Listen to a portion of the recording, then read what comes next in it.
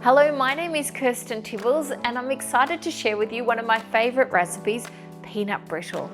In the larger saucepan, we place some water and glucose, which I've warmed a little bit in the microwave. Place a baking paper onto a wooden board, ready to pour the mixture out. I've roughly chopped some peanuts, which you need to have ready next to the stove.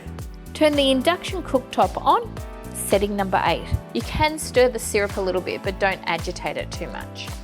At this stage, the sugar's dissolved, you can add in the nuts.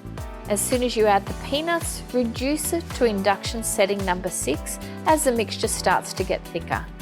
Ensure that you stir it continuously as you're heating it up.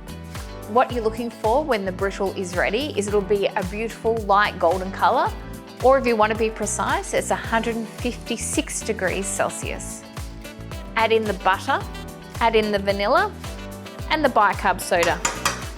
The bicarb is going to create a little foam and it's going to aerate the peanut and sugar mixture enough that it's going to snap off beautifully.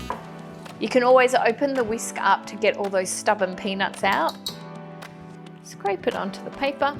It will go a little bit darker. Place another sheet of baking paper on top. You can also do this with baking mats, and then we're going to roll it out while it's still nice and hot. We're looking for about this thickness, so it's easy to bite into. Leave this covered as it cools completely. As soon as it's cooled, we're going to coat it in chocolate. Place the chocolate into a saucepan. You only need induction setting number 4. You're going to stir it continuously until you have half liquid, half solid chocolate. As soon as you reach that stage, you're going to place it into a bowl and vigorously stir it. I have the tempered chocolate here. We'll drizzle some of the chocolate on top. It's up to you how thick it is. Spread it out. You can just use the back of a spoon if you want to spread it out. We want to seal the top of the peanut brittle. Before it sets, I sprinkle the surface with some sea salt. That's the reason we've used unsalted peanuts, because we've added a little bit of salt in the recipe and a pinch of salt on top. Let this side set and then we're going to flip it over and coat the other side. Spread chocolate on the other side.